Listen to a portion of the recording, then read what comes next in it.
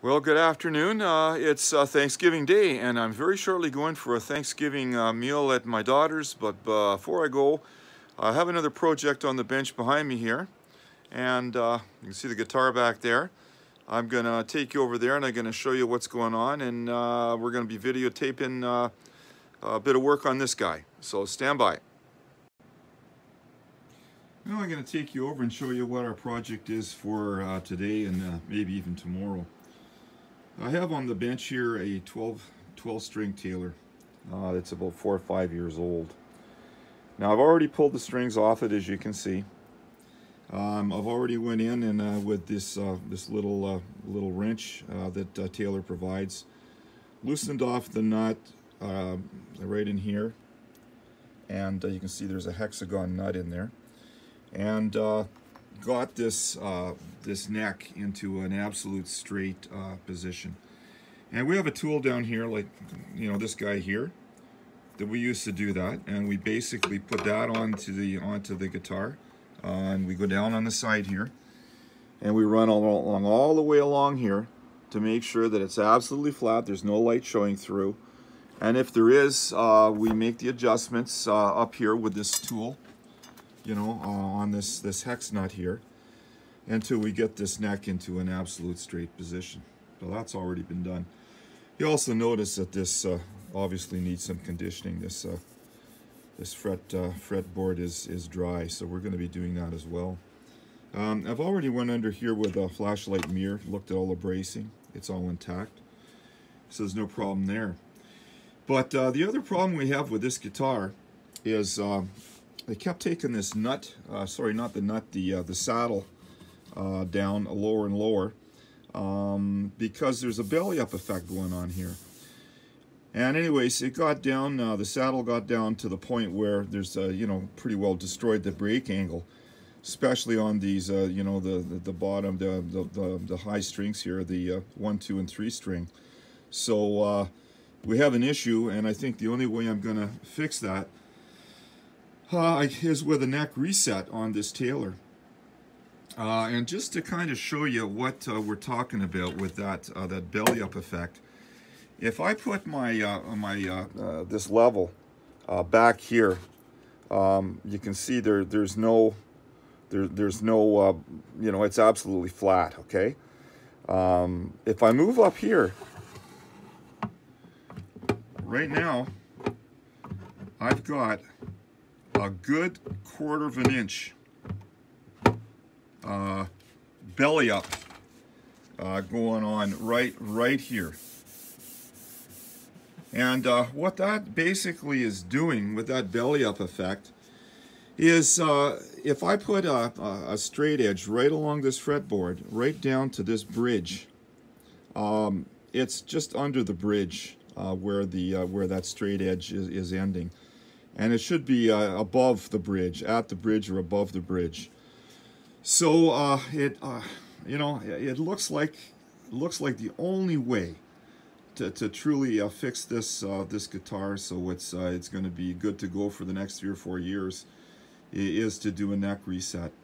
Now, the very good news with Taylor guitars is if I go into the sound hole right underneath here, there's 2 through bolts that go right into this neck, and there's another bolt coming up just about here, straight up into this area.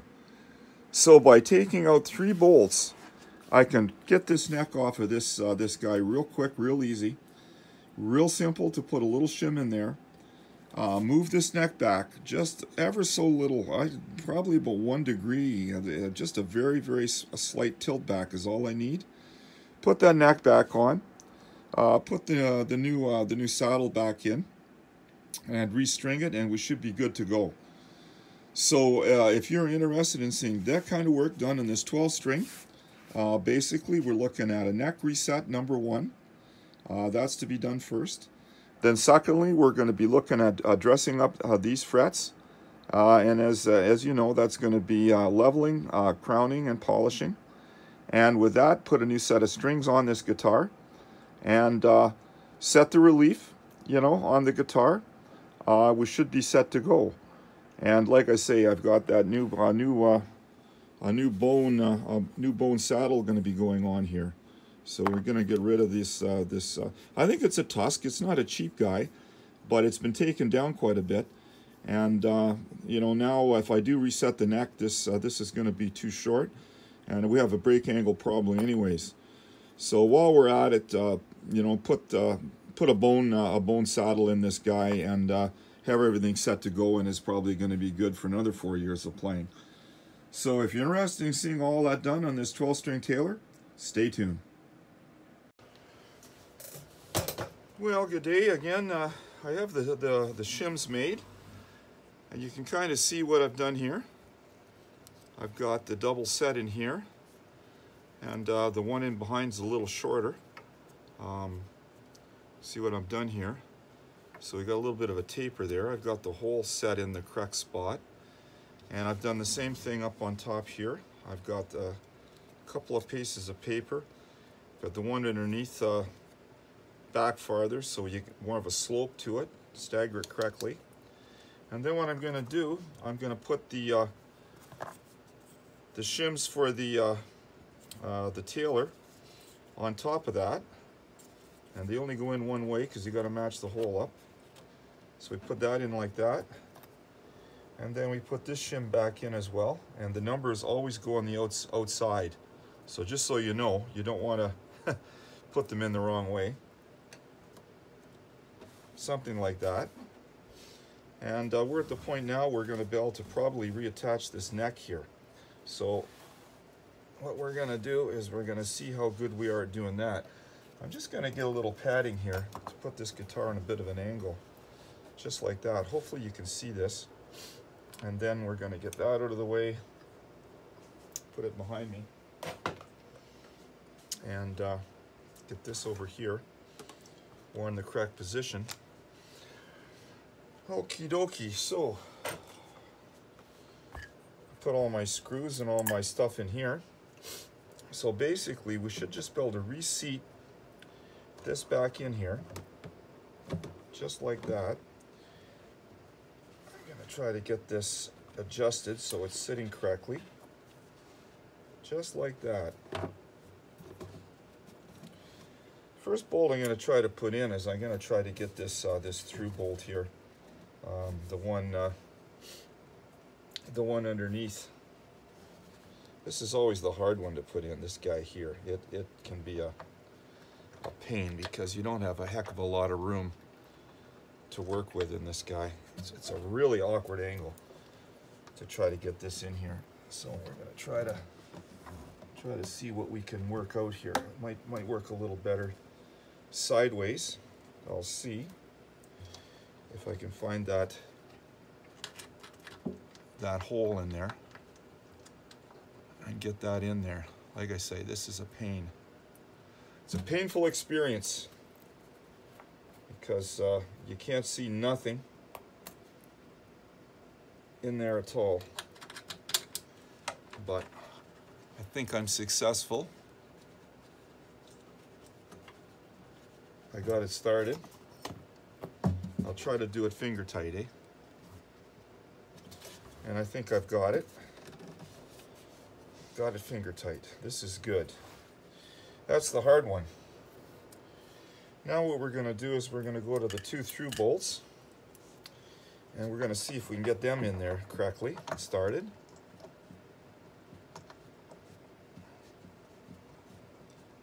The bottom one went in, no problem. Let's see if we can go for the top one now.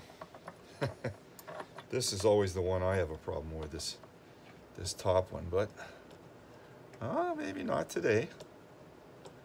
Maybe not today. What I'm trying to do is I'm just trying to get them in with my forefinger and my thumb. I'm just trying to get them in finger tight, so I know where I'm at with tightening them up once I get a wrench on them or a ratchet on them. And that's pretty good. So they're not this neck is not going to fall off now. And I'm going to first of all tighten up this. See if I can get this one snug down a little bit to start with. Like I say, this is always the hardest one, just because of the angle it's on. Hope you can see kind of what I'm doing here. Once I get that in there, it's to get that into this hex nut on this terrible angle that you're trying to work on. And like I say, there's no room in there to put anything other than your hand.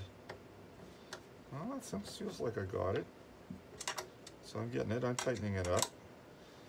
And again, one thing about tightening these bolts up, you're snugging them up to start with. You're not cranking these things down and splitting wood. So just a little bit of caution on this. You want to make sure that you don't over tighten this stuff. Don't forget too, right where I'm working right now, I'm right around that preamp board. So it makes it all the more awkward to try to get in here and do any work, because you got that preamp board sitting basically right on top of where you're trying to work. And I got that done. Now I'm going to try to snug up the through bolts if I can. Yeah. There's the top one in.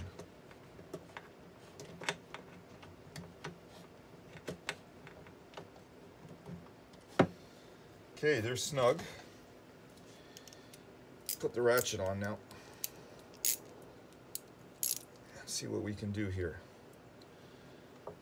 See if I can get this top one in first.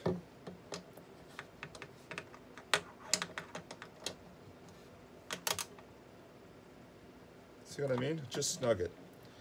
You don't wrench these in super tight. You just snug them in. Get the bottom one on. It's funny. There we go. That's good. Get the top one just to make sure. It's in there really nice and snug. Now what I want to do is I want to pull this top bolt in a little tighter. Let's see what we can do here with this guy. Like I say, this is the one that's always giving me the trouble, this guy here.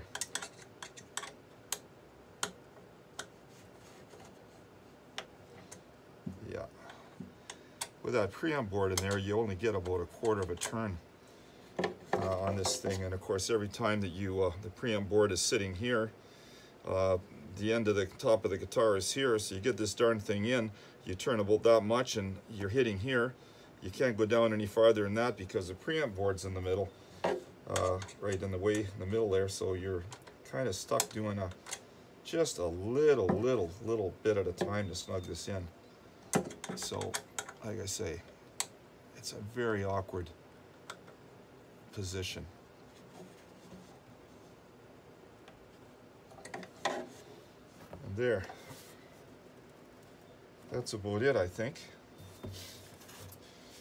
Now what I want to do, before I do anything else, I want to put this straight edge on here, and I want to see with the straight edge what I've done as far as the neck. And yeah, so now I'm probably in a pretty good situation here. I brought the neck back, I don't know, maybe 1/8 of an inch. So I got a little bit more clearance. So effectively what I've done, people, is I've taken that shim, and that shim has moved the neck back a little bit of an angle like this. Okay? Now keep in mind, when the string tension goes on, it's going to pull it this way. So I wanted to move it back far enough, also trying to compensate for this string tension, because you have to remember, on a 12-string guitar, there's a lot of string tension that's going to happen here, and we want to make sure that that we get the proper angle set. And unfortunately, I might find out that I restring this whole guitar and I've moved it back too far, and in that case I got to take all the strings off, take the neck out, and reset the neck and take one of those paper shims out and hopefully move the neck, you know, in that case there I'd be moving the neck back more this way again.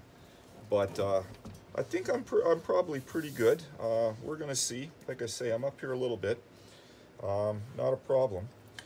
The other thing that I'll draw your attention to as well with this this thing is, let me get this up here a little higher, make it easier. The other thing too is when you look at the old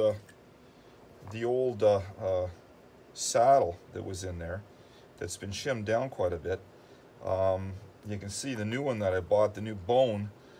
You can see it's higher, and you can also see here it's also longer. So I'm going to leave the height on it because of this neck reset, but obviously I'm going to have to do some sanding. I'm going to have to take, it looks like about a, I don't know, couple of 64ths off each side here. And the other thing I noted as well is that it's a little wider. You can see that it obviously won't fit into the slot there, whereas this one slides right in. You know, like that. There's lots of room for it to slide. So there's going to be a little prep work to make this this saddle, as far as the width and the length, match this guy.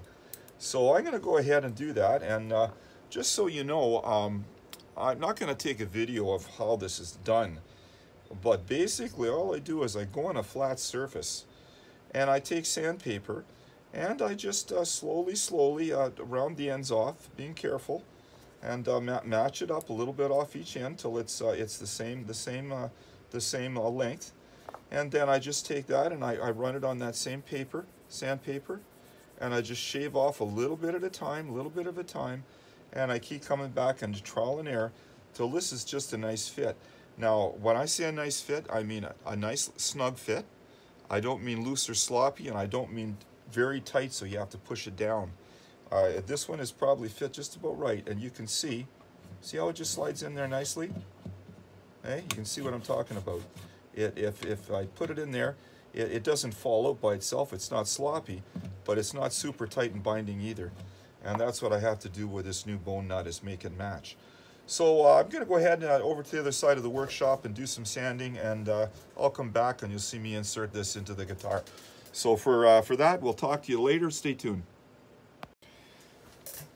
Well, folks, I've did the work on this saddle, and basically what I did is, like I say, took a little bit off each end, narrowed down a little bit on each side. And so now what we have is we have a saddle that when you put it in the bridge, it fits in nice and easy like that. You can see there's no movement. It doesn't fall out if you turn it upside down. It's in there snug enough, but yet when you go to take it out, it comes out nice and easy in your fingers. So that's kind of how the bridge should have the saddle fit, just like that. And also there's no movement laterally either, like it's exactly right to the edge of where this slot is cut. So I just wanted to show you kind of, you know, if you end up doing one of these, kind of what you're looking for. And like I say, just a little bit of sanding. I think I used 220 to take down each side a little bit, 220 on the ends. But then to make it nice and smooth, I went to 600 grit sandpaper. And I make this nice and smooth, and I make this nice and smooth, and I make the ends look really nice. So it looks like it's, you know, looks brand new, kind of like a factory job. But that's how it should sit in there. And so what do we got done? We got the neck reset, hopefully correctly. We got this done and set to go. And the next thing is going to be we're going to do something with these marks on the frets. So the next little episode I'm going to be videotaping is let's get rid of the marks here, and let's do the fret work next. So stay tuned, and I'm going to have a bite to eat, and going to be looking at this and tackling this after lunch. So see you later. Well, we're on to the fret leveling portion of this video and this guitar repair here. So you've seen me use the bar before. This bar is a flat bar. It's got coarse and fine sandpaper on both sides of it, and it's perfectly straight. So we have to, you know, making sure that the neck is straight. Gonna do one more check on that today to make sure that this is okay. And get down here and make sure. Yeah, so our neck is nice and straight. Don't have to worry about that. And we're going to look at these little fret marks that we have here.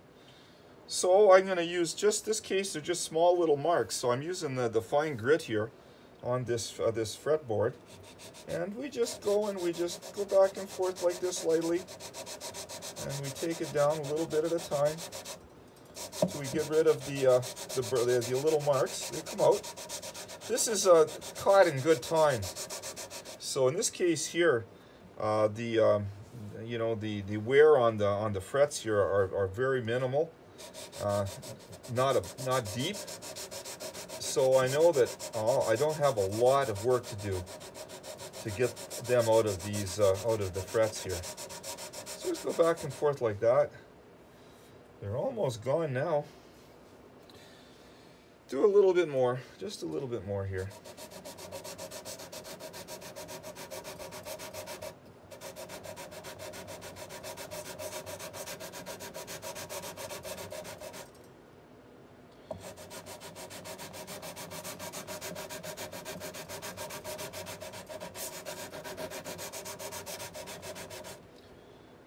That's pretty well got it.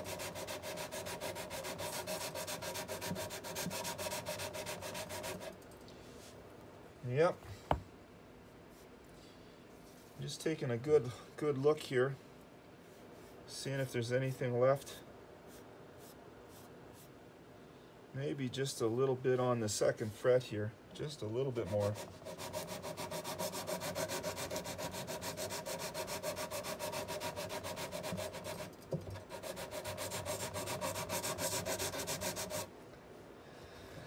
And that's definitely got it. So we have that done. Don't have to worry about that no more.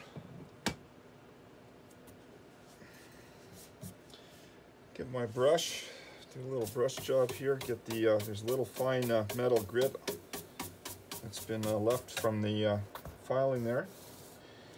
And we're all set. So now we're on to recrowning. That's our next little effort here, and see if I can put my finger on my recrowning tool. I think it's right in down here. There it is. This is a handy dandy little Z or Z file, and does a great job. You've seen me use this before in other videos. This is a file I ordered from Stumac in the United States, and what's nice about it, it's got a V groove in it, and it's diamond grit, and it puts the rounded corners on these frets. And because of the way it never touches, comes down and touches the rosewood or the whatever the fretboard wood is. So at this point, you really don't have to worry about taping off the wood here yet. When I get into the polishing, I will.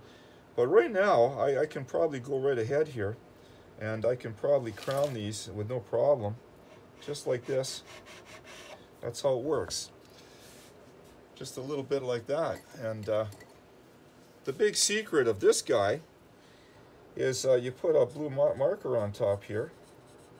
Hopefully I put a blue marker on top. That one's a little light. I'll get my darker blue marker.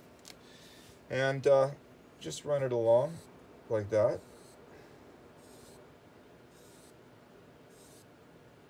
Gonna do that much so far, do up to there. And you're just gonna crown that till you just see a blue line there, basically. So we're just gonna go along here and do that till we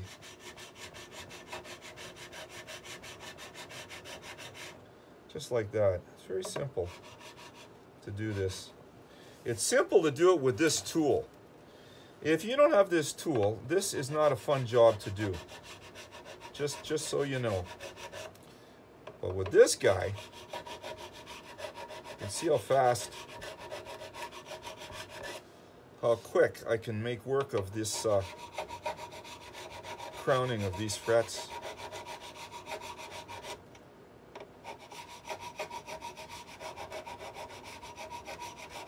This case here, there's two sizes involved. There's a small V and a large V. So the large V would be for your medium jumbos, jumbo frets, and the small one is more for what we're doing here. Yeah, that's looking fine.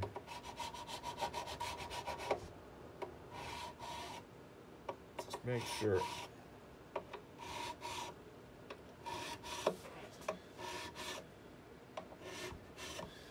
So we're done right to here. So let's look at the rest of them here. Get the rest of these. Do another bunch here. Now there won't be much work to do on these because most of the leveling was done, you know, maybe up in this area, and I do have to recrown down here, but there was less taken off, eh? So not a lot of recrowning to be done on these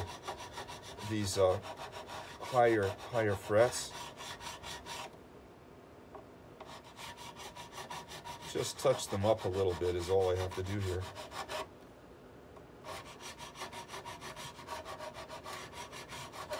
Yeah.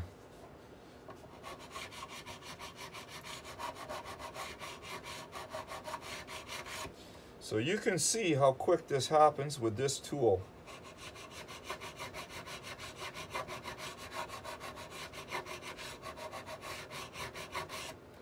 So we're up to here.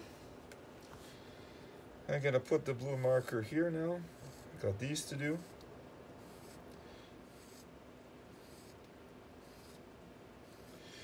Now here's where you know, you want to be a little careful. Now I'm just going to go get my masking tape.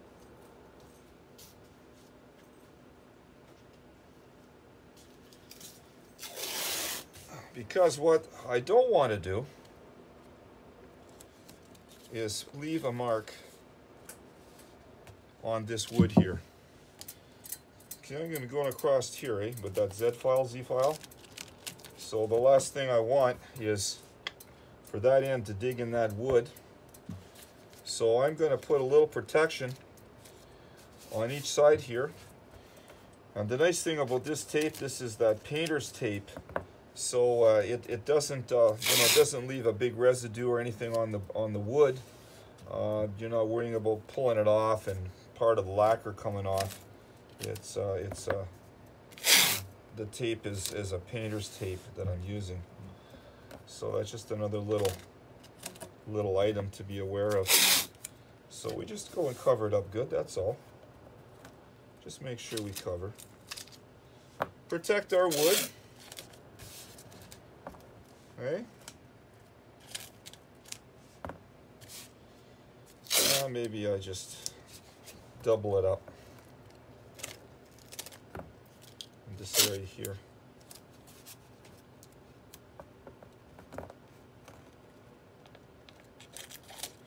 And I do the same up here. I just do a little double up here, just for a little added protection.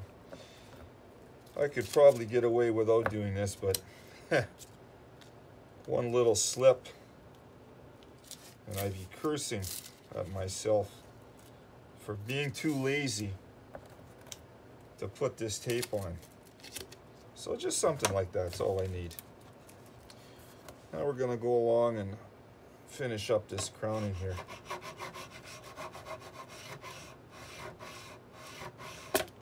Like I say, I don't need a lot of crowning here. Just touch it up.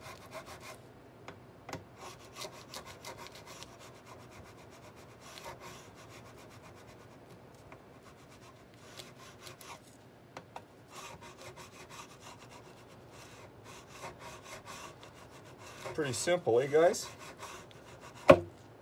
See, there's an example where I just touched the wood, eh?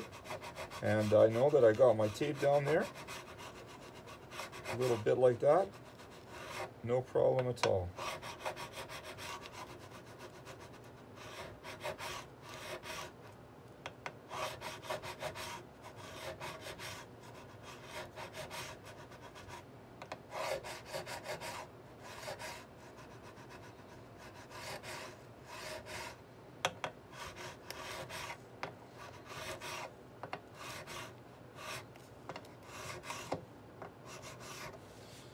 And that's that. See the little bit of grit that come off, not much, just a little bit here and there. Just got that done. And what's left to do? Well, we got some polishing left to do. It's always a fun job.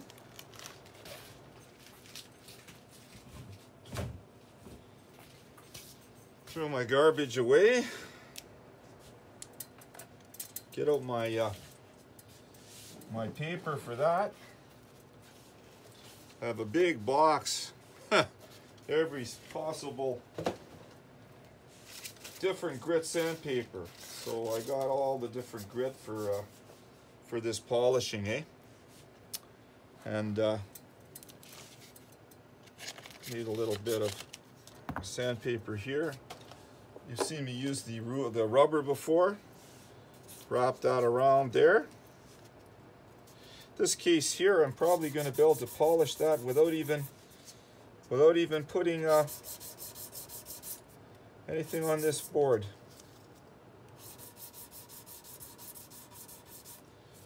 Because I'm not even touching the board with this. And I just go along and do a nice polished job on the top of every one of those frets.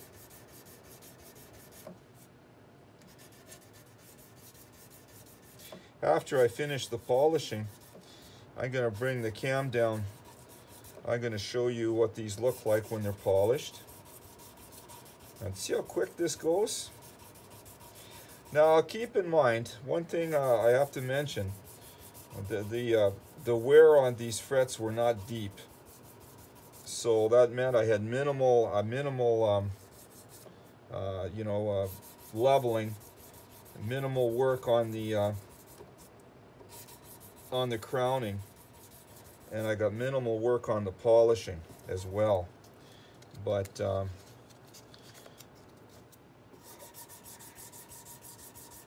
that looks so nice.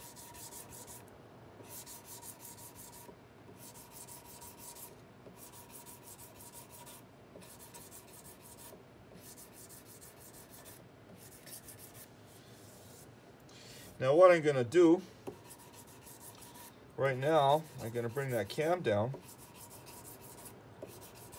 and I'm going to show you the difference between the polished frets and the unpolished frets. So here we go. We're just going to bring the cam straight down here, and you can see these frets on this side here.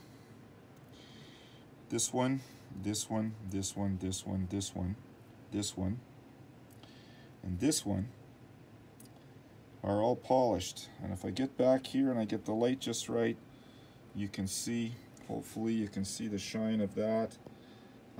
Maybe can I turn it a little bit? Yeah, you can see better if I tilt it.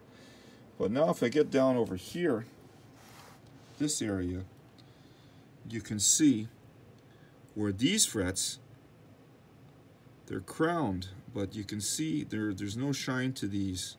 So let's move up where I've done my work. And see, as I move into this area, you can see the difference on these guys with the shine. Go down real close. You can see it's a nice polish. There's no marks across the top of that fret. No indentations, nice and shiny. That's what I'm looking for. But now you go to these guys, and if I can get this thing to focus, give you an idea. You see how rough that fret looks? You can start to understand what I'm talking about. You see how the roughness of the fret?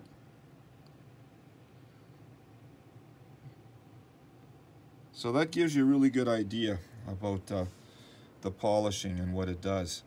So I'm just going to put the cam back up on top, so just hold on for a moment. So we'll continue with the video, and I'll continue doing my little polish job here on these frets. So move down the line here. Now keep in mind, as I mentioned, not much to do on these guys down here. They're pretty well set in good shape right now.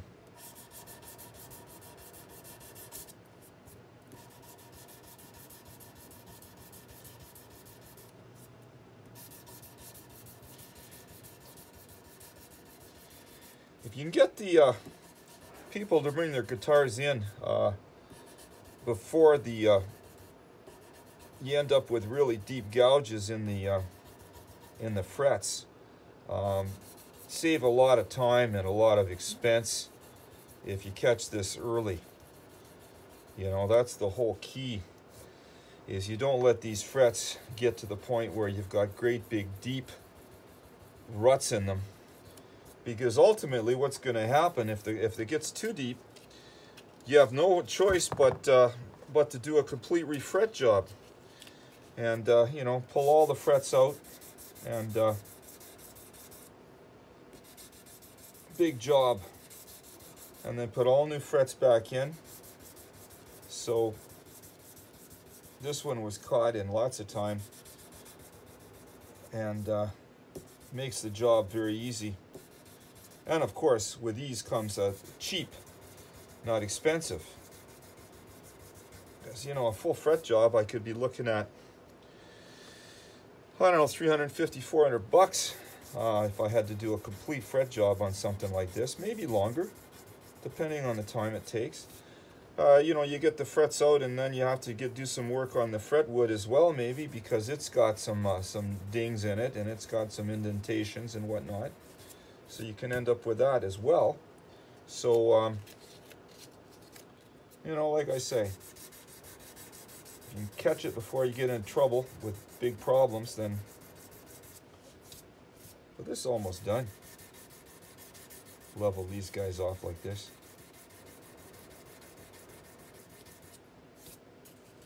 Just about done. A couple more here to go, and I'm out of my hair with this problem.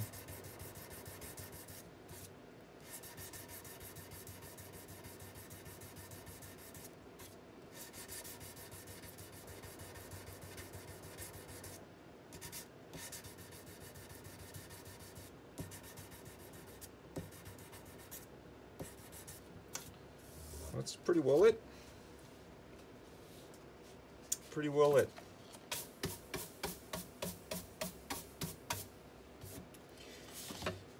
Okay, what's left?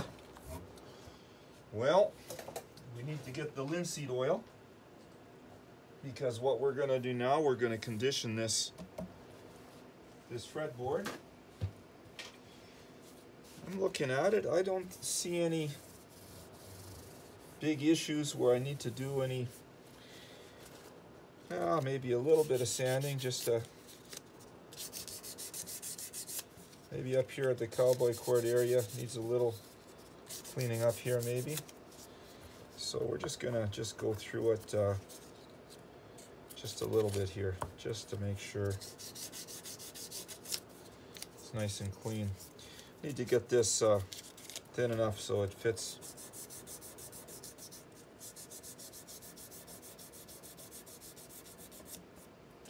So we're just tidying it up a little bit here to make sure that we've got a nice looking even fretboard here. Do a little bit of sanding here.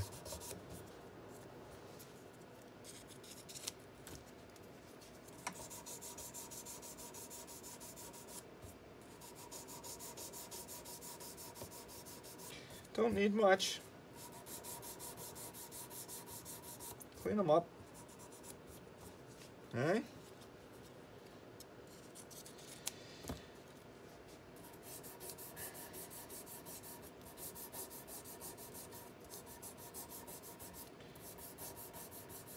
Not nothing really hard about what I'm doing.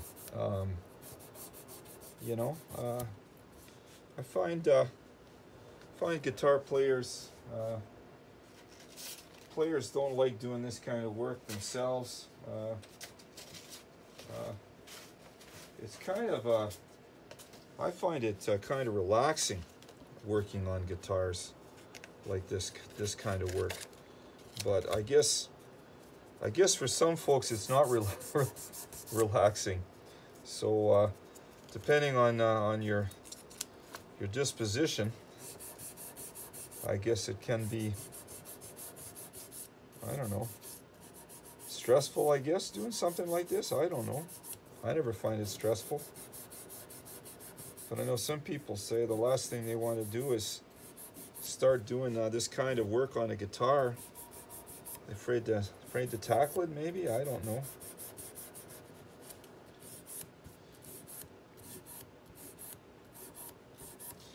But yeah, this is starting to look nice. Just see what I just keep cutting that paper narrower and narrower, so the sandpaper fits right inside the frets, eh?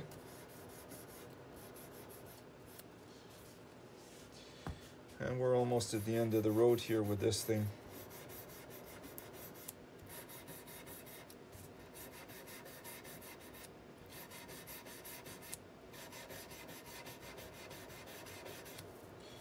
And that sure looks nice now.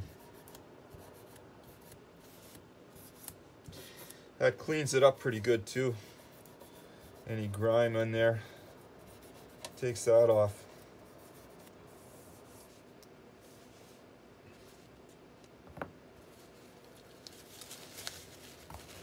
This one wasn't really to the point where I needed to put any kind of cleaner on this on here. One thing you can use if you get a lot of grime and grit in here, you could use like lighter fluid in here to clean the frets, as far as the wood between the frets, that is. But in this case here, this thing has been pretty clean. Just needed a little light sanding as far as I can see. And then of course we get our linseed oil is next. So I've done this in other videos. I got a little hole here. I put just a few little drops of linseed oil on this, and I don't want it thick. I just want it nice and absorbed like that. And now I'm just going to rub it in to the wood, seal the wood up, and like I say, all it really does is, like when I use the word seal, that's what it does, is it seals the fret wood to keep the moisture out of it, keep the guck out of it, you know, that kind of thing. So I put it on about like this. And you'll see when I get it all applied, I'm going to make sure there's no excess left on here. Don't want this gobbed in here. Then we go right down to the edge here and get it on all the wood here as best we can.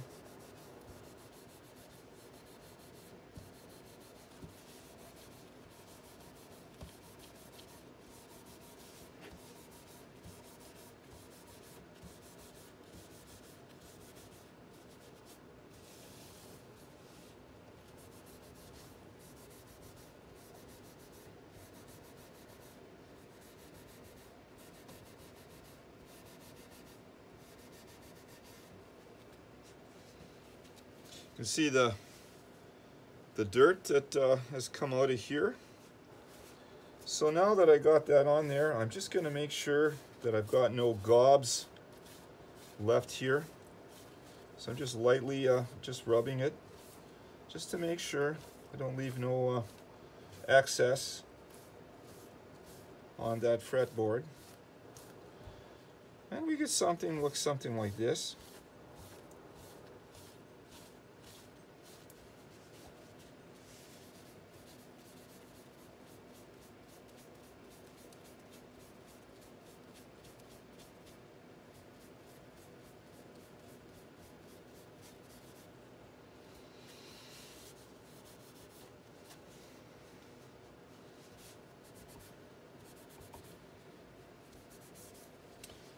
Okay, that looks like that's a done deal.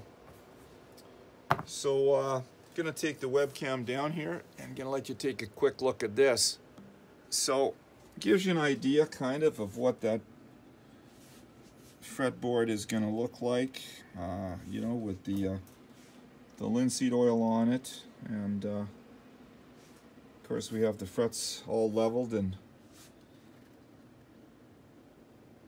polished. So she looks. Now I'm gonna let that linseed oil sit in there for just oh, I don't know, just maybe 5 minutes, and then I'm gonna rub it again just to make sure that there's no gobs of linseed oil left on there, so it's clean. But give you a good idea of the way that should look. So with that said and done, I guess what we're looking at doing now, next video, I guess we're going to be doing a restring job. It's always fun to restring a 12 string. So I'm probably not going to bore you with the whole details of that. I'll probably start off and do a few strings and then stop the video and start it up again once it's all restrung, because you don't want to watch me just put string after string on this thing. So anyways, we'll see you a little later. It looks like a nice afternoon. The sun's out. I may go for a motorcycle ride today. Gonna wait and see. Anyway, see you later. Bye-bye. Well, I did go for a motorcycle ride today, and had supper, and it's now into the evening, and just everything's nice and quiet. So I thought I'd just finish up doing the work on this guitar tonight. I put all the strings on while the camera was off, because I mean, it's no big deal stringing the guitar. Kind of boring, like I said. So I said, I'll just put them on and start the video up when they're all on. And I've got it tuned up to pitch as well. So what I'm going to do now, I'm just going to check the relief on this thing and see what we got here. So there's well, there's 10 1/1000ths of an inch. That's this copper one here. And then we've got, let's take a look here. Yeah, there's the 12. These are probably the ones I use the most, is the 10, 11, and 12 1/1000ths of an inch here. So get my capo. Oh, it's right here. And we're going to stick that on fret 1 here, and right on the fret like that. Let's put her up and see what we got here as far as relief on this thing is concerned. Take a look here. We're going to hold that down. Yeah, we got some relief. That's good. Doesn't look like very much though. Let's take a look here. Let's go for the 10 1/1000ths of an inch and see what we got on this relief here.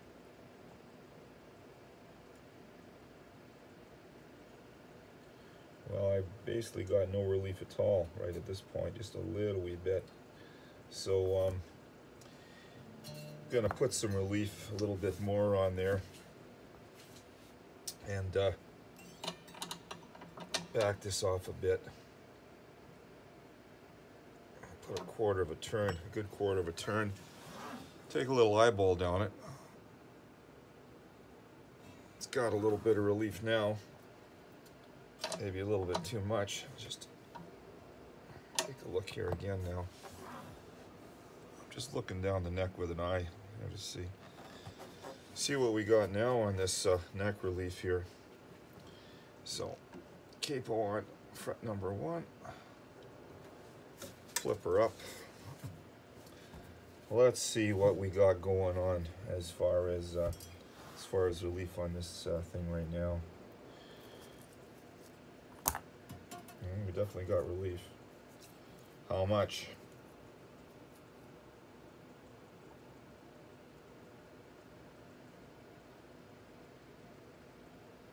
Well, the 10 1/1000ths go underneath. Let's see here. Let's try 11 1/1000ths of an inch. Try this one. See what we got.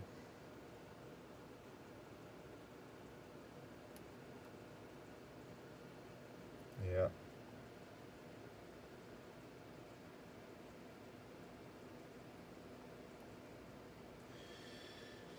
Let's try the 12.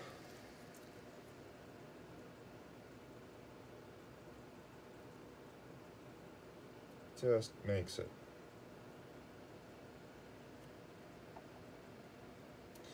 So we basically got 12 1/1000ths of an inch on the low E. Let's see what we got on the high E side. So it's a little lower here on the bridge, so let's just get this out here. Hopefully that doesn't slip again. Get the 10 1/1000ths out here and see what we got on this other side here. So let's just put this up and take a look here.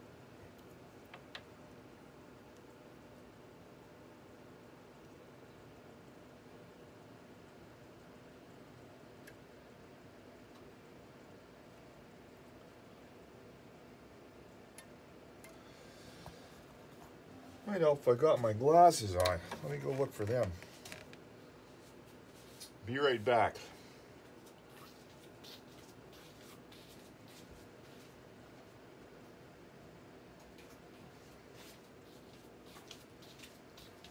Definite sign of old age when you got to put glasses on to do something like this, eh guys? That's a little better. Let's take a look here.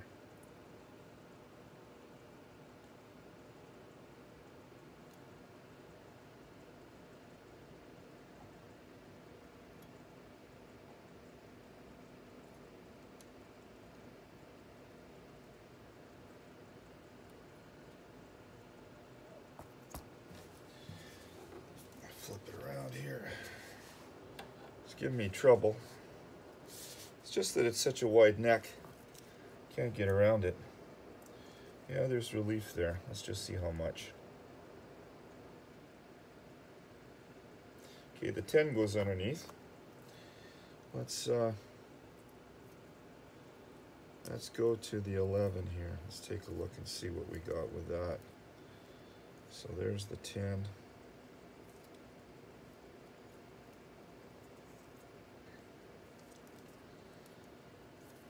Don't you love the way this thing closes up on you? Yeah, there we go. There we go.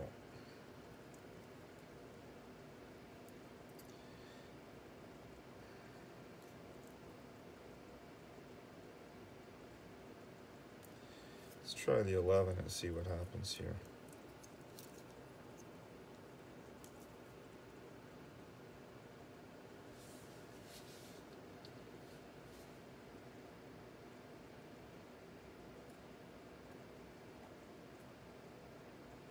Just touches it. So basically right now, the relief I have on this guitar is basically 12 1/1000ths on this low E, 10 1/1000ths of an inch on the high E side, and let's just see what happens here.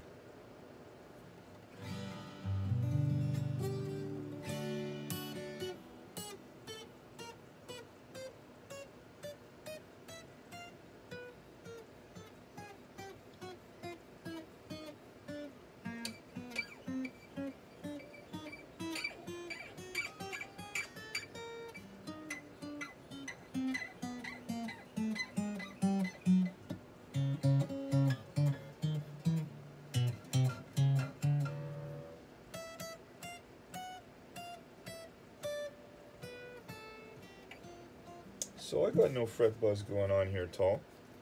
It's pretty low action for 12 string.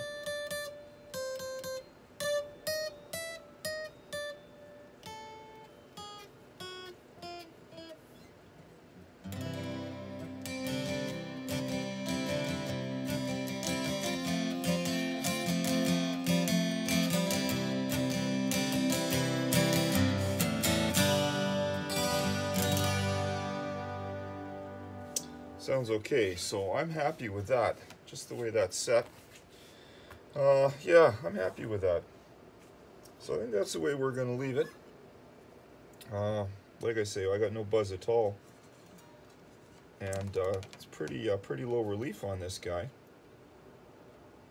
for an acoustic 12 string.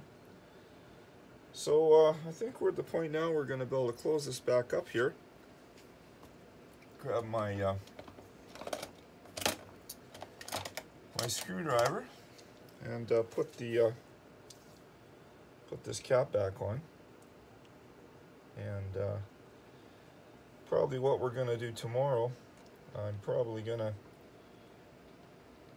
put this, let it sit overnight, because I know the strings are going to stretch. They're brand new strings on here, so I'm probably going to have to do a little retuning job in the morning on this guy, because they will stretch. And once I get that done, retune it, take it into the studio, and play something for you. So the very last video in this series on this 12 string is going to be playing a little something on it plugged into the amp, and see what the end result sounds like. But I'll tell you, the action on this thing is really, really nice now. So I'm quite happy with the decision to reset the neck. It's always something you don't like to have to do unless you absolutely have to, is the neck reset. But like I say, on a Taylor, because of the bolt-on neck system they use, it sure takes all the pain out of a neck reset. And like I say, and you see the video, 3 bolts, off comes the neck, do a little shim on it, and I was lucky, the shim worked out just about perfect. I'm looking at the, like I say, the action here, it's nice and low, and I'm just curious, got the relief. I haven't really done anything as far as doing any work on the bridge, like it's basically the way it was installed. So I haven't really had to do anything in the way of like lowering the bridge or nothing. It's just looks like it's just about perfect. I just looking for my little measurement gauge here that I got hid somewhere, because I want to just see how much I want to see how much action I got on that thing. But somewhere I got my little gauge, and I just can't, for whatever reason,